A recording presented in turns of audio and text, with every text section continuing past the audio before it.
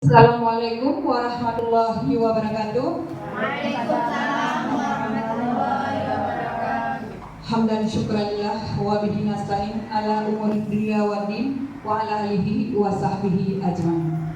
Segala puji bagi Allah yang telah memberi kita umur panjang, kesehatan, kesempatan sehingga kita masih bisa berkumpul di ruang yang sangat kita cintai ini.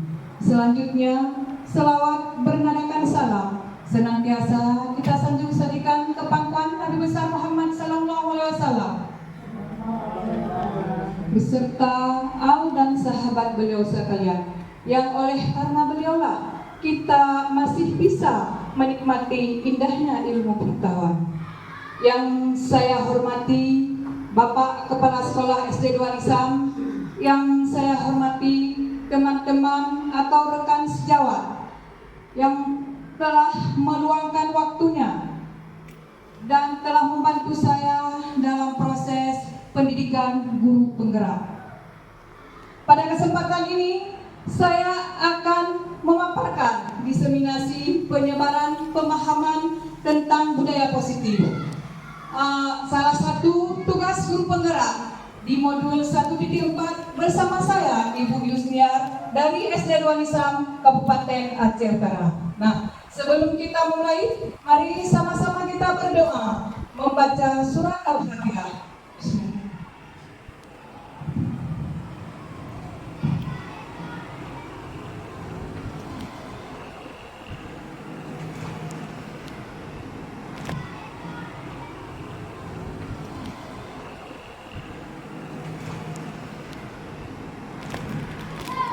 Amin. Nah, bagaimana Bapak Ibu, masih bersemangat? Nah, untuk lebih bersemangat lagi, kalau saya katakan SD 2, maka jawabnya luar biasa. SD 2 Nisam Luar biasa. SD 2 Nisam Luar biasa. Oke, tepuk tangan yang meriah. Iya, memang SD 2 Nisam yang luar biasa. Nah, pada kesempatan ini saya akan memaparkan tentang disiplin positif. Ibu Bapak pasti sudah mengetahui atau pernah mendengar tentang kata disiplin positif. Siapa di antara Ibu Bapak yang ingin berpendapat apa itu budaya positif? Ya, silakan Ibu Linda. Kalau menurut saya bukan disiplin positif itu adalah perilaku yang baik dalam kehidupan sehari-hari. Iya, bagus sekali. Ada lagi yang ingin berpendapat tentang disiplin positif? Disiplin menurut saya bukan disiplin positif adalah kebiasaan yang baik yang diterapkan kepada orang-orang yang di sekitar kita sehingga kita nyaman dan senang. Begitu juga dengan sebaliknya. Iya, bagus sekali. Jadi disiplin positif adalah nilai-nilai kebajikan. Nah, di antara Bapak Ibu, nilai-nilai kebajikan apa saja yang sudah Ibu terapkan di anak didik kita di lingkungan sekolah kita? Silakan Bapak Ibu, kira-kira nilai-nilai apa?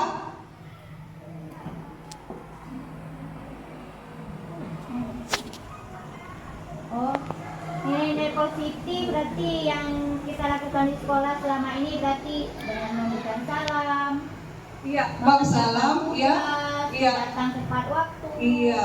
menjaga kebersihan. Iya, bagus sekali. Jadi nilai-nilai kebajikan adalah yang sering kita lakukan sehari-hari seperti memberi salam, mengerjakan tugas tepat waktu, datang sekolah tepat waktu, dan masih banyak sekali. Nah, jadi disiplin positif adalah disiplin positif merupakan suatu cara penerapan disiplin yang mengajarkan anak bertanggung jawab dan menumbuhkan kesadaran diri berdasarkan nilai-nilai kebajikan. Nah, disiplin positif lebih ke arah disiplin diri yang dapat mengontrol diri dalam melakukan segala tindakan. Disiplin diri dapat membuat murid memahami dan menyadari berdasarkan motivasi internal, bukan akibat paksaan, pujian, ataupun hukuman. Ya, banyak sekali nilai-nilai positif atau nilai-nilai kebajikan yang terdapat dalam kurikulum Merdeka yang semuanya tercantum di 6 dimensi profil pelajar Pancasila. Di antaranya beriman bertakwa kepada Tuhan Yang Maha Esa, mandiri, berkebinekaan global, bergotong royong, kreatif, dan bernalar kritis. Nah, sekarang motivasi perilaku manusia. Nah, di antara ibu bapak ada yang tahu apa itu motivasi? Iya, bagus sekali Ibu Asmara. Ya, silakan. Motivasi adalah dorongan untuk melakukan suatu hal positif. Iya, bagus sekali seperti yang dikatakan Ibu Santi. Ada lagi motivasi itu apa? Iya, silakan Ibu Asmara. Berbicara tentang motivasi, motivasi itu terdiri dari 2 bagian. Yang pertama, motivasi internal. Apa itu motivasi internal? Motivasi internal itu adalah motivasi yang datang atau terdiri dari perilaku dalam diri seseorang. Sebagai contoh, kita lihat.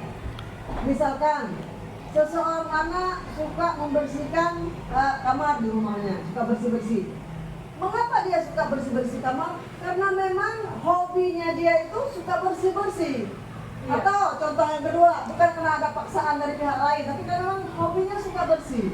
Kemudian contoh lain misalkan ada perlombaan di sekolah atau di kecamatan. Apapun jenis perlombaannya, dia suka mengikuti perlombaan tersebut. Apa tujuannya? Karena dia ingin menikmati daripada perlombaan tersebut. Contoh, ada permainan bola kaki. Dia bukan mengharapkan imbalan berupa hadiah, piala dan sebagainya, tetapi karena memang hobi dia atau keinginan dia untuk bermain bersama teman-temannya. Iya, bagus sekali. Bagus sekali. Kemudian yang kedua, motivasi eksternal.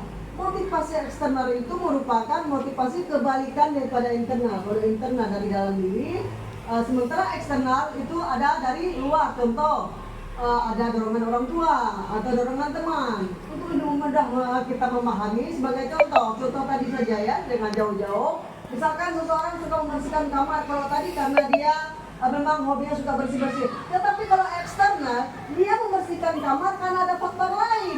Mana faktornya? Takut dimarahi orang tua atau takut dimarahi oleh kakaknya.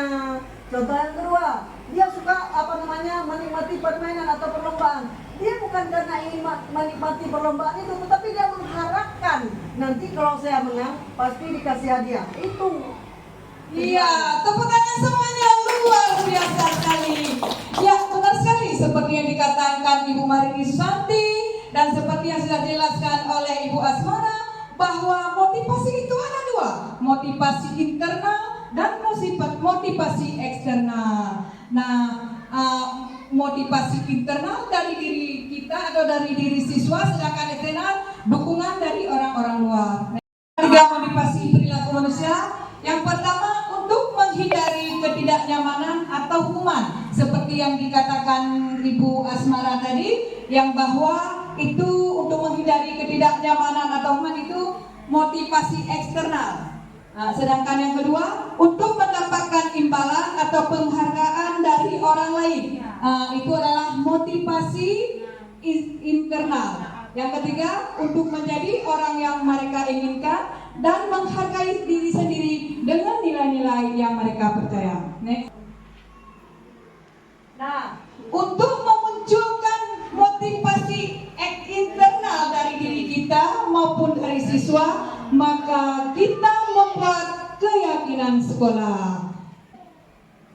Nah, keyakinan sekolah atau kelas, guru berperan dalam mewujudkan terbentuknya keyakinan sekolah atau kelas dengan adanya kesepakatan antara guru dan murid. Di sini, di dalam kita membuat keyakinan kelas, kita tidak boleh memaksa kehendak kita kepada siswa, tetapi di situ harus ada kesepakatan antara guru dan murid. Mengapa demikian? Karena si anak tersebut tidak merasa dipaksa dengan keyakinan kelas. Dia bukan merasa takut kepada guru atau dia menghindari dari hukuman, tetapi memang ini adalah kesepakatan kami. Keyakinan sekolah atau kelas berupa pernyataan universal yang mudah diingat dan dipahami dan harus diterapkan di lingkungan sekolah. Nah, ini adalah contoh keyakinan sekolah atau kelas. Di sini ada beberapa contoh keyakinan sekolah atau kelas. Yang pertama, bekerja sama menjaga kebersihan kelas. Yang kedua, menjaga dan meletakkan barang sesuai tempatnya. Yang ketiga, saling peduli, menghargai dan membantu sama lain. Dan yang selanjutnya, datang tepat waktu dan aktif di kelas. Yang satu lagi, mengerjakan tugas. Nah, ini adalah contoh-contoh keyakinan kelas yang kita buat. Ibu bapak, keyakinan kelas ini kita buat di awal semester. Biasanya keyakinan kelas ini dalam bahasa yang mudah dihafal, yang sederhana, dan dalam kalimat yang positif.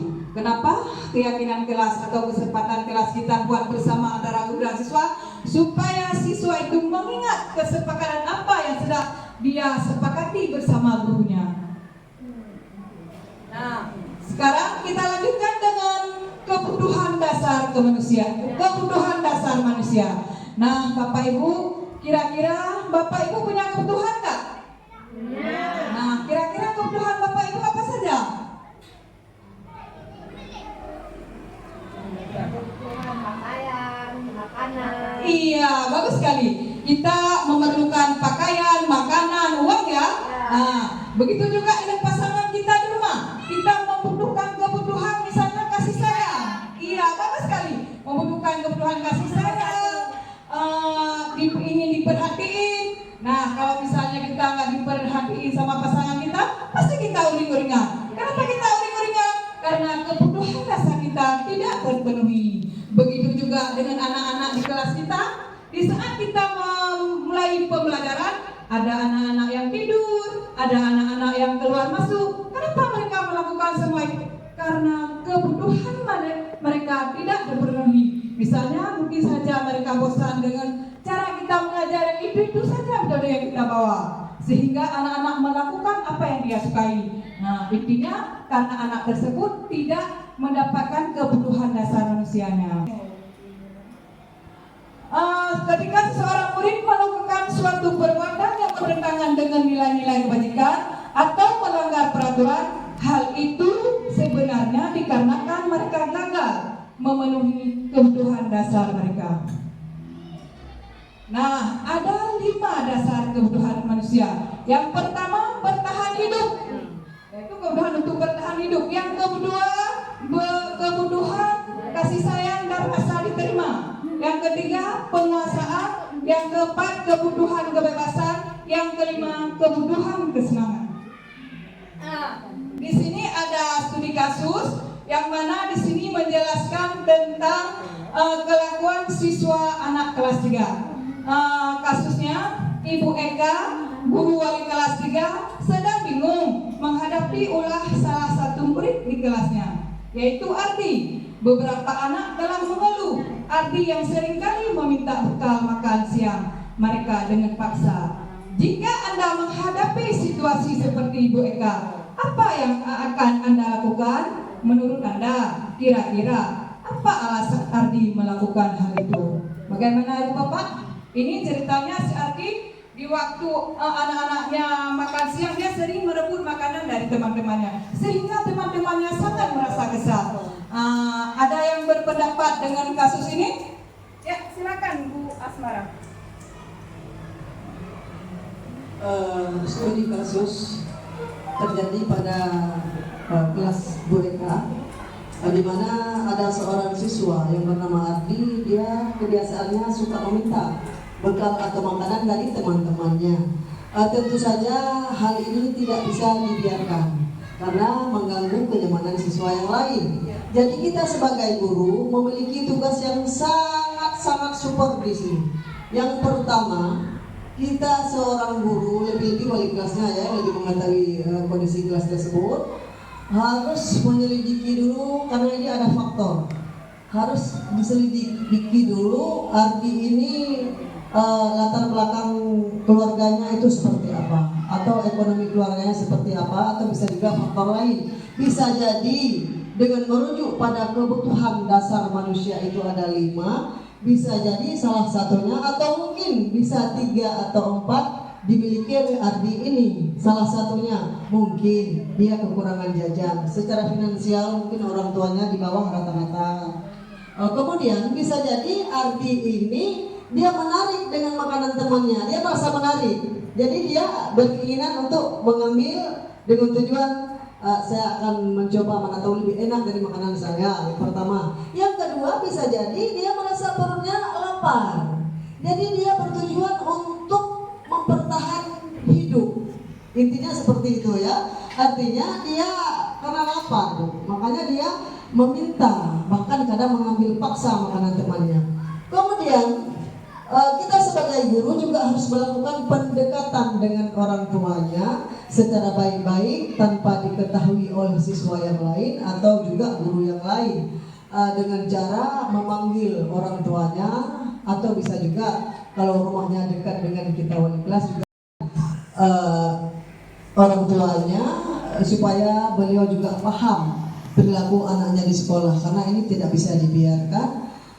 Jadi kita sebagai guru menasihati murid secara langsung tanpa diketahui oleh murid yang lain, kemudian juga melakukan pendekatan dengan kedua orang tuanya. Saya rasa demikian Bu. Mungkin ada Bapak Ibu guru yang lain yang mau menambahkan, silakan. Iya, luar biasa. Kita tepuk tangan sekali Bu untuk Ibu Asmara. Iya. Jadi benar sekali seperti yang dikatakan oleh Ibu Asmara. Mengapa si Ardi ini berperilaku yang tidak menyenangkan bagi teman-temannya? Mungkin ada dasar-dasar kebutuhan mereka yang tidak, kebutuhan dasar dia yang tidak terpenuhi. Nah, orang tuanya supaya beliau juga paham perilaku anaknya di sekolah, karena ini tidak bisa dibiarkan. Jadi kita sebagai guru menasihati murid secara langsung tanpa diketahui oleh murid yang lain, kemudian juga melakukan pendekatan dengan kedua orang tuanya. Saya rasa demikian Bu. Mungkin ada Bapak Ibu guru yang lain yang mau menambahkan, silakan.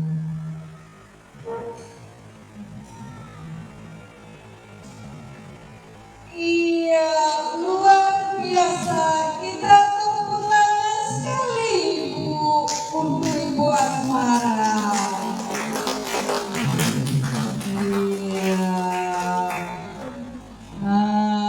Jadi benar sekali seperti yang dikatakan oleh Ibu Asmara.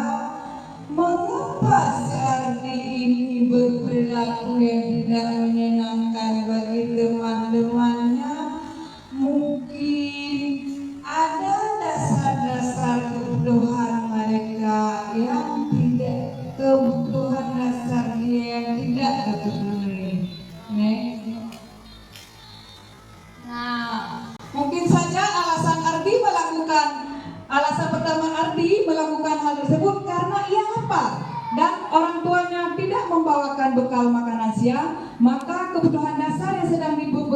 dipenuhi oleh Ardi adalah kebutuhan untuk bertahan hidup.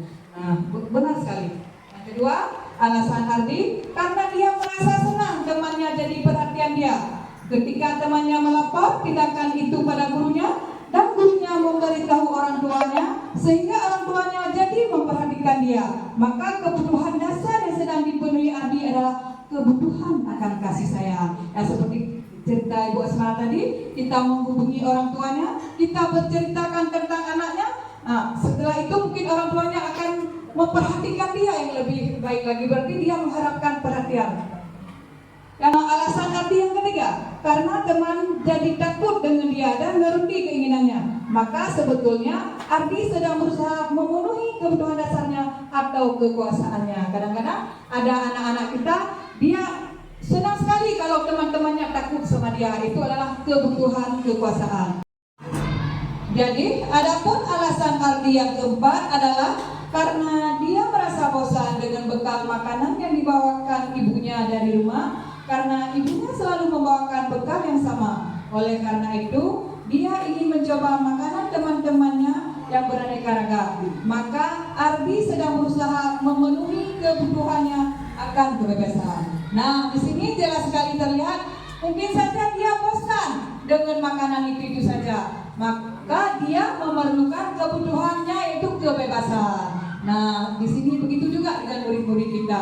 Jangan pembelajaran yang kita bawakan itu saja sehingga anak-anak membosankan. Karena seperti saya katakan tadi, yang bahwa anak tersebut tidak memenuhi dasar kebutuhannya. Next.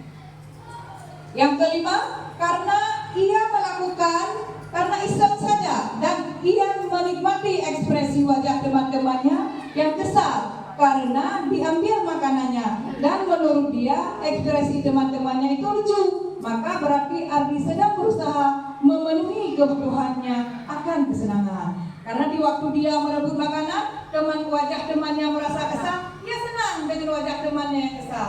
Nah, berarti si Ardi itu memenuhi kebutuhan dasarnya, itu kesenangan. Nah, dari kelima kebutuhan dasar tadi, kita harus mengetahui kebutuhan dasar mana yang diinginkan oleh anak didik kita supaya pembelajaran berlangsung dengan efektif. Nah, sekarang kita lanjutkan dengan posisi kontrol restitusi. Di sini ada 5 posisi kontrol restitusi. Sebelumnya saya ingin menanyakan pendapat Ibu tentang apa itu posisi kontrol. Kita abaikan dulu restitusi karena restitusi itu bahasa baru. Sekarang yang ingin saya tanyakan di antara ibu bapak, ada yang mengetahui apa itu kontrol? Siapa? Bapak Ibu? Mengawasi. Iya, bagus sekali. Mengawasi, benar sekali. Ada lagi? Mengawal, Bu. Oh, mengawal. Bagus sekali. Benar sekali. Jadi pos kontrol itu mengawasi, mengawal atau pengendalian diri. Iya, jadi ada 5 posisi kontrol restitusi. Yang pertama, guru sebagai penghukum. Sekarang kita lanjutkan ke posisi kontrol. Ibu bapak pasti sudah sering mendengar arti daripada kontrol. Kita abaikan dulu restitusi karena restitusi itu bahasa baru. Mungkin saya mendapatkan di program guru penggerak. Jadi ada yang tahu apa itu posisi kontrol? Ya, silakan Bu Hesi. Mengawasi. Mengawasi, benar sekali. Ada lagi? Memantau, benar sekali. Jadi kontrol itu kita mengawasi, kita mengontrol atau pengendalian diri. Nah, jadi ada 5 posisi kontrol restitusi. Yang pertama, guru sebagai penghukum. Di sini guru sebagai penghukum biasanya penghukum itu lebih ke mengancam. Biasanya kata-kata kita kepada anak, awas ya, kalau ini tugas tidak dikerjakan, ini kita lebih mengancam. Yang kedua, guru sebagai pembuat rasa bersalah. Di sini kita sering mengatakan begini ya, kamu asik tidur-tidur saja nak, ibu capek-capek menerangkan, bahkan kamu tidak memperhatikan, apa kamu tidak kasihan sama ibu? Nah, biasanya ini di posisi guru sebagai pembuat rasa bersalah, guru lebih banyak berceramah. Yang ketiga, guru sebagai teman. Nah, di sini kita menganggap anak didik kita sebagai teman. Biasanya bahasa kita, ayolah nak, silakan dikerjakan. Kita lebih familiar atau lebih dekat dengan dia. Yang ketiga, guru sebagai pemantau. Di sini di guru sebagai pemantau, biasanya kita berceramah dan kita menjawabkan sendiri, bertanya dan menjawab sendiri. Misalnya, kenapa kamu hari ini telat? Apa kamu nggak ingat hari ini kita ada acara upacara bendera? Nah, biasanya setelah kita melemparkan pertanyaan, kita sendiri yang menjawab. Ini adalah posisi kita guru sebagai pemantau. Yang kelima, guru sebagai manajer. Nah, di sini guru sebagai manajer biasanya ini hampir sama dengan guru sebagai teman. Biasanya bahasa kita lebih halus. Ayolah, silakan dikerjakan.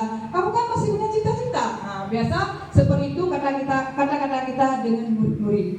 Nah, Ibu Bapak, dari kelima posisi kontrol tersebut, kira-kira kita sebagai guru yang baik, posisi mana yang dianjurkan untuk kita?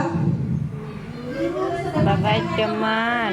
Iya, benar sekali. Guru sebagai teman atau guru sebagai manajer. Lanjut.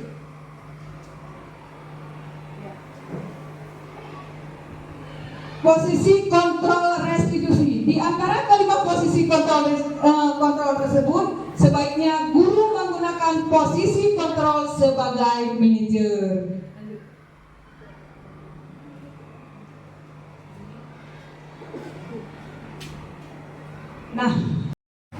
Nah, sekarang posisi kontrol restitusi. Seperti saya katakan di awal tadi, bahwa kata restitusi saya mendengarnya di dalam pendidikan guru penggerak. Jadi posisi kontrol restitusi ini kita gunakan dalam menyelesaikan masalah dengan siswa.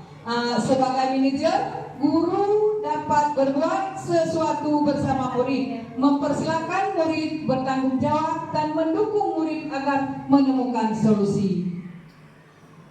Posisi kontrol restitusi. Selain itu, posisi manajer mengacu pada restitusi yang dapat menjadikan murid sebagai manajer bagi dirinya sendiri sehingga dapat terciptanya identitas positif bagi diri murid.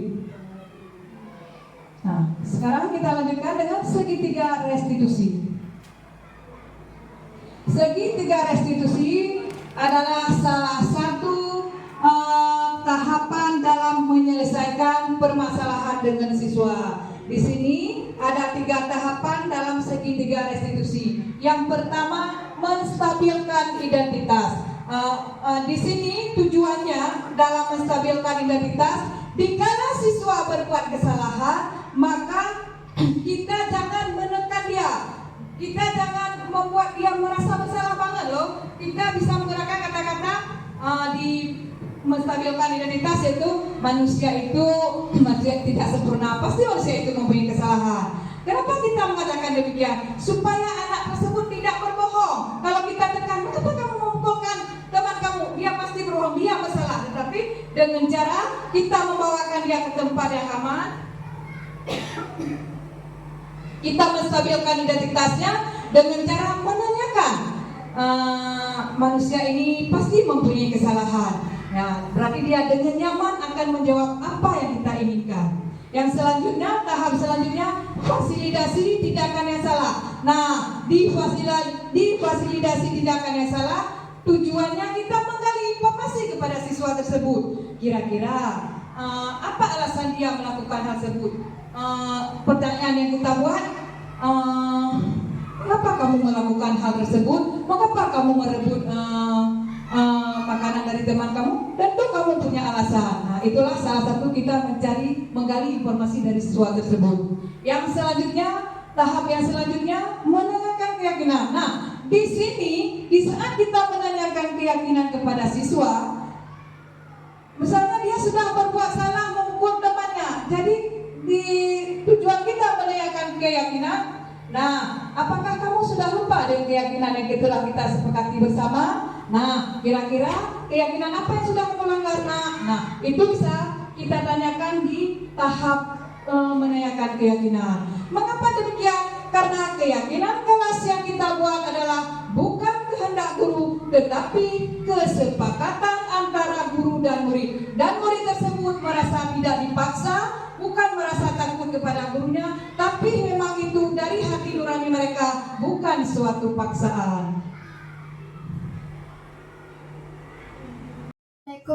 Waalaikumsalam. Silakan masuk Nafisa. Silakan duduk. Apakah kamu tahu mengapa Ibu memanggil kamu ke sini? Ada apa ya, Bu? Nah, Ibu dengar waktu jam istirahat tadi ada laporan anak kelas 6 membuang sampah sembarangan. Apakah kamu tahu siapa itu? Mohon maaf, Bu, itu saya melakukan kesalahan.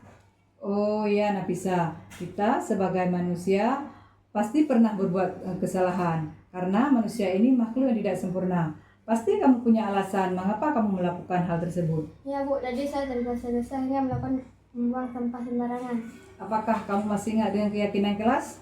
Masih, Bu, menjaga kebersihan sekolah. Apa solusinya dengan masalah ini? Saya akan mengutip kembali sampah yang saya buang tadi.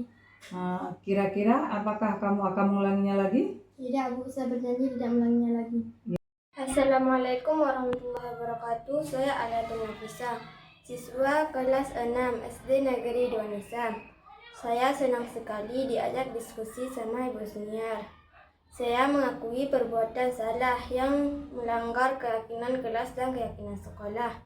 Saya berjanji memperbaiki kesalahan dan tidak mengulanginya lagi. Assalamualaikum warahmatullahi wabarakatuh. Assalamualaikum, Bu. Waalaikumsalam. Silakan masuk Akmal. Silakan duduk. Sabtu kemarin kamu tidak mengikuti latihan pramuka? Ya, Bu, karena Sabtu kemarin saya diajak ayah pergi ke kebun untuk menanam.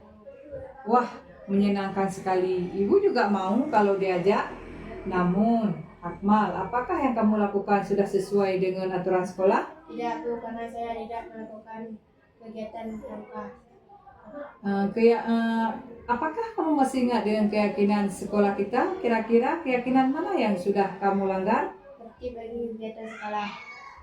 Kira-kira apa yang kamu lakukan agar kamu bisa meyakininya? Saya bisa minta izin kepada pembina pramuka. Iya, yang lain? Saya mengikuti latihan dulu baru saya pergi. Iya, berarti kamu sudah paham ya dengan aturan sekolah kita? Ya, Bu, saya berusaha lebih baik lagi. Ya, terima kasih. Silakan kembali ke kelas. Warahmatullahi wabarakatuh. Saya Akmal, siswa dari kelas 6 SD Negeri 2 Nisam. Terima kasih kepada Ibu Yusniar yang telah memberi arahan dan masukan kepada saya. Mengikuti perbuatan saya tidak mengikuti kegiatan latihan pramuka. Latihan yang melanggar nilai tertib mengikuti kegiatan sekolah. Saya merasa senang dengan tindakan Ibu Yusniar yang memanggil saya untuk berdiskusi. Assalamualaikum warahmatullahi wabarakatuh.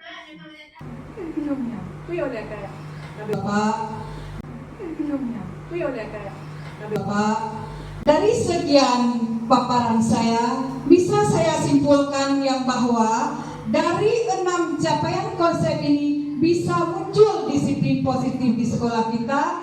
Salah satunya dengan cara kita membuat keyakinan kelas. Yang tentunya keyakinan kelas itu adalah kesepakatan antara siswa dan guru.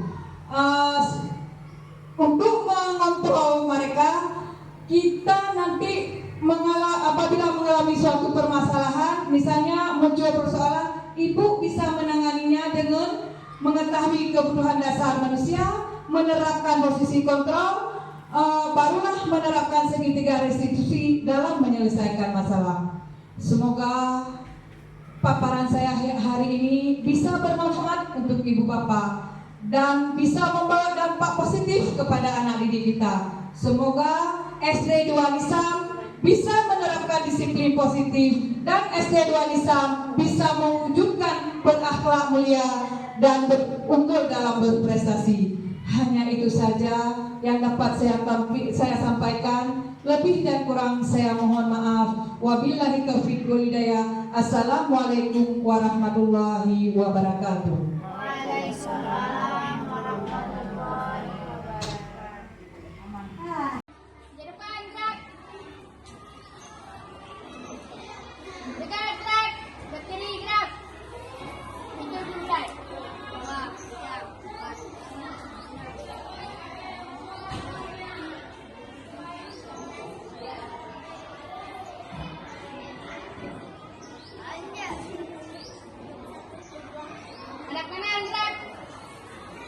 Silakan bagi jelas.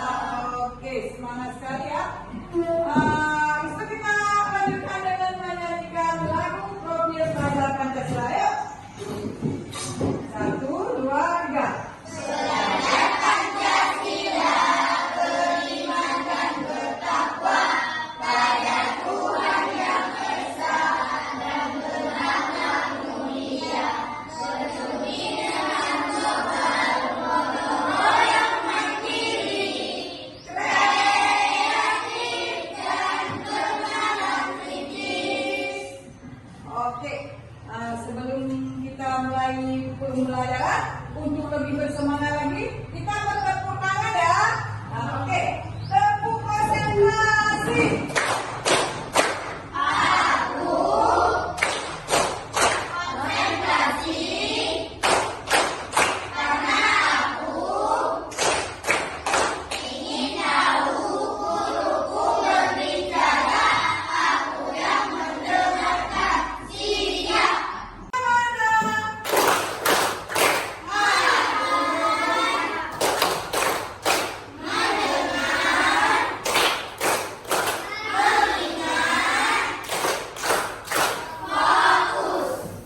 Baiklah, anak-anak, hari ini kita akan membuat keyakinan kelas.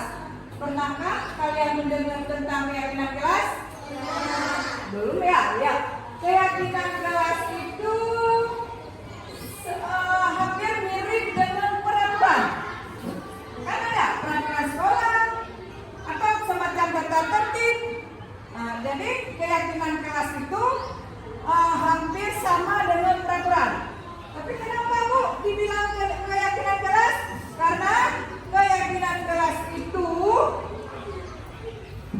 peraturan dalam bentuk keyakinan supaya kalian nanti meyakini. Dalam hati kalian akan berusaha bertanggung jawab terhadap nilai-nilai keyakinan. Nah, kira-kira seperti apa contoh keyakinan kelas? Misalnya, siapa kira-kira menyebutkan contoh keyakinan kelas?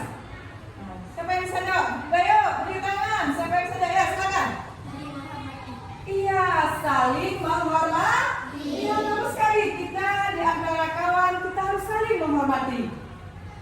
Masih banyak lagi peraturan-peraturan apa keyakinan kelas yang kita buat nanti. Kenapa Bu masih ada keyakinan kelas? Supaya kalian bertanggung jawab dengan keyakinan yang nantinya akan kalian buat sendiri, akan kalian buat masing-masing dengan kesepakatan antara guru dan siswa. Jadi keyakinan kelas ini tidak dipaksa, bukan berupa hukuman. Setelah kalian nanti membuat keyakinan, kalian yakin, oh ini yang saya buat kemarin. Berarti kalau ada yang melanggar dengan keyakinan yang telah kalian buat, berarti itu artinya kalian tidak bertanggung jawab. Sedangkan kenapa Ibu membuat keyakinan kelas? Supaya kalian lebih bertanggung jawab dengan apa yang sudah nanti kalian buat. Oke, seperti yang dikatakan Nafisa tadi, contoh keyakinan kelas saling menghargai. Apalagi supaya indah dan bersih? Iya, tidak boleh membuang sampah sembarangan. Atau lebih tepatnya, jagalah kebersihan. Nanti keyakinan kelas kita buat jangan dalam bentuk negatif, tetapi harus kita buat dalam kalimat positif. Kalau seperti yang dibilang tadi, jangan buang sampah. Berarti jangan itu kalimat negatif. Tidak boleh kita gunakan kalimat negatif. Kita harus menggunakan kalimat positif. Contohnya, jagalah kebersihan. Begitu juga misalnya kita mengambil sapu di situ. Setelah kita memakainya, kita harus meletakkan pada tempatnya. Berarti letakkan barang pada tempatnya. Nah, sekarang Ibu akan membagikan kertas atau poin ini. Kalian akan menuliskan keyakinan kalian, keyakinan kelas menurut kalian. Ya, sekarang Ibu akan membagikan.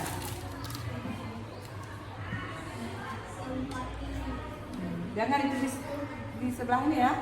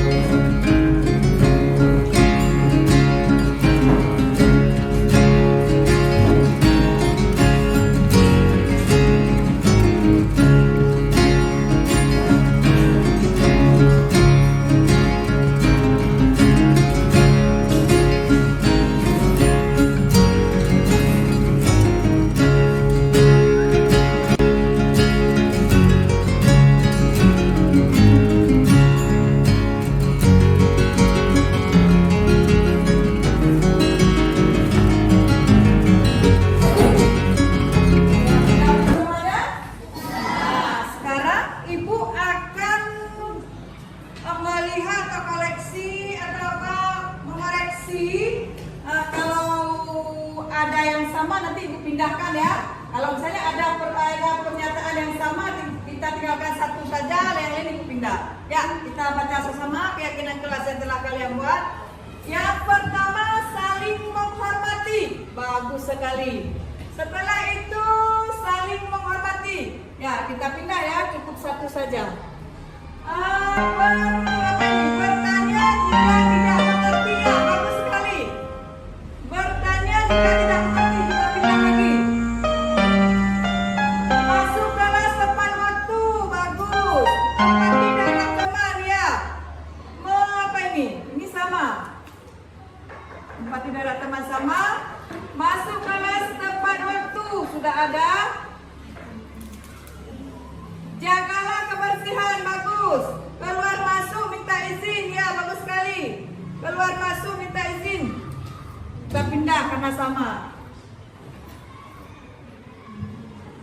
Ya, jaga kebersihan sama, kita pindah. Empati terhadap teman. Bagus. Jagalah kebersihan. Kita pindah lagi karena sama. Tanggung jawab. Bagus sekali, tanggung jawab. Iya. Kita pindah lagi. Nah, jadi kita satukan ya.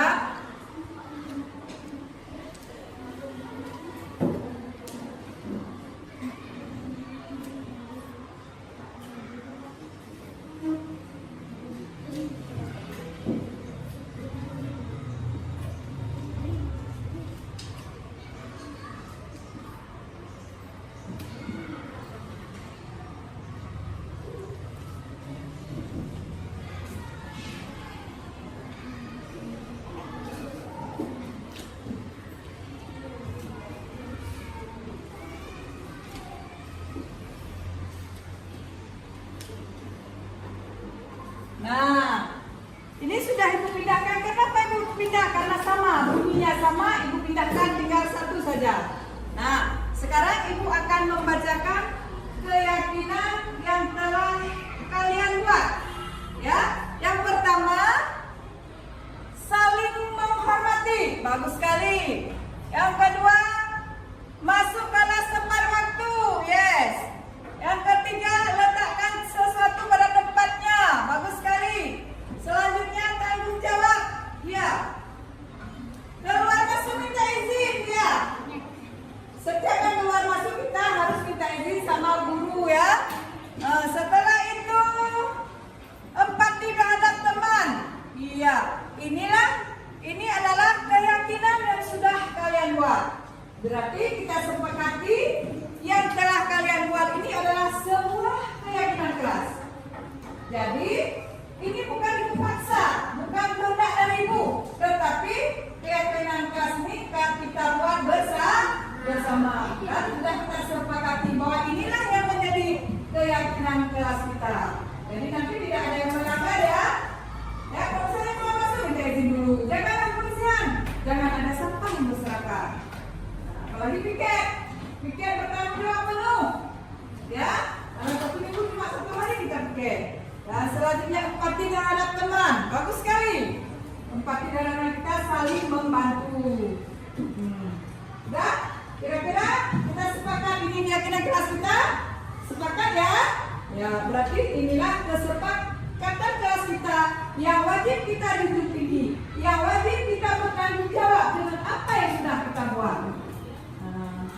Jadi hanya ini saja yang bisa ibu sampaikan. Berarti kesepakatan kelas ini sama-sama kita jaga, kita sama-sama kita bertanggung jawab dengan apa yang sudah kita perbuat. Ya, hanya ini saja yang bisa ibu sampaikan. Assalamualaikum warahmatullahi wabarakatuh. Waalaikumsalam warahmatullahi wabarakatuh.